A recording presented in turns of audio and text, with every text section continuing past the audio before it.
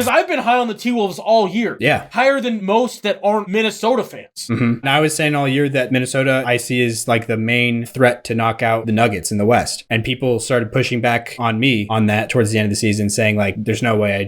Minnesota, they can't score. But Minnesota obviously ended up sweeping. They're going on into the second round against the Nuggets. So this fabled matchup that I just alluded to. Yeah. And I think that this is like a good way to pivot into the second half of that series being a sweep is like, if you're like a Nuggets fan, you've got to have like a worried meter of at least like a 7 or you're delusional. That like this could be not just tough, like this could be bad. I could see a 7. It just depends on where we're at on the scale, like what's the highest we've seen. What's a 10? Yeah, so like a 10 would be, I'll be shocked if it doesn't go 7. Oh, so it's not even like that you feel like you're going to be destroyed. Okay. No, maybe I move if a 10 is you think you're going to get swept. The Nuggets at the minimum should feel like a 5. Like this is going to be a battle. Yeah, I could see that for sure. And it might be a battle like the Lakers series and it only goes 5 or 6 games, but all of the games will not be fun.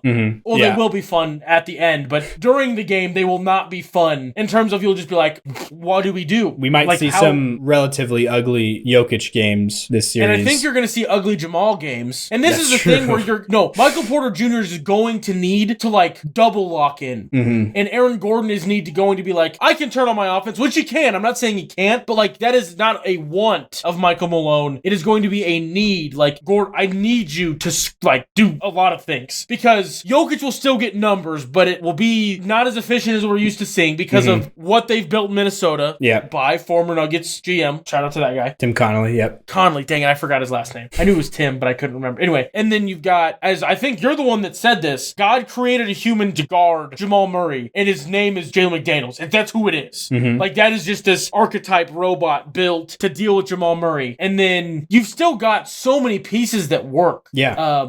Yeah, because Chris Finch and Tim Connolly, it's weird how the Wolves are really just like a spawn of the Nuggets in a way. Like this Nuggets era that has formed, former coach, assistant coach, offensive coordinator Chris Finch becomes head coach there in Minnesota. And then the architect of this current Nuggets roster and team gets overpaid. Well, not overpaid, but paid a lot more than Denver was paying him to go over to Minnesota. And then he basically builds this team that is directly like its goal is to beat the Denver Nuggets because he knows how good of a team he built over there in Denver. He knew that would be the team that he has to go through if he's going to win in Minnesota. So he wanted to double up on bigs, put one big on Jokic defending the ball, and then have a roamer in Rudy Gobert to kind of muck everything up that goes on off of that. What's kind of scary about this series is, they have that game plan that they can go to. But then also one of AG's best qualities as an offensive piece, at least, is like in this era that most teams are playing like a traditional 3 or even 2 guard at their 4, just as like their primary position,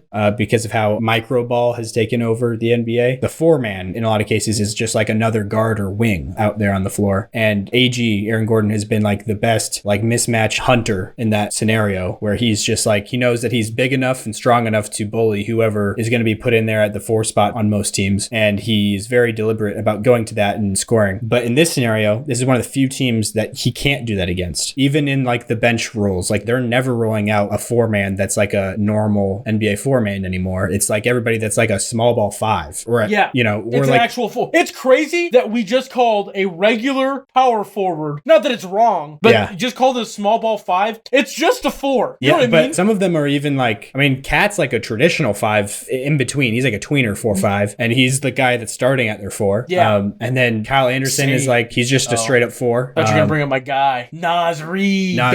Nas Reid is probably in the traditional like go back to like 2004 or whatever. Nas Reid's probably a power forward, but in the past like 15 years, he's like definitely a center. And the way he plays, he's a 5 for sure. But I think the T-Wolves are a legitimate I still lean Nuggets for sure. Yeah. But I feel like it's Nuggets and 6, and I lean 7 more than 5. I feel like I agree with that. Yep. I lean Nuggets just because of they've done it, but I will not be shocked in the slightest at all if the T-Wolves come out and punch the Nuggets in the nose game 1. They really could.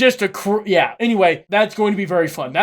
We'll make a game work because I think that might be the most fun series we see all playoffs. I agree. It could be.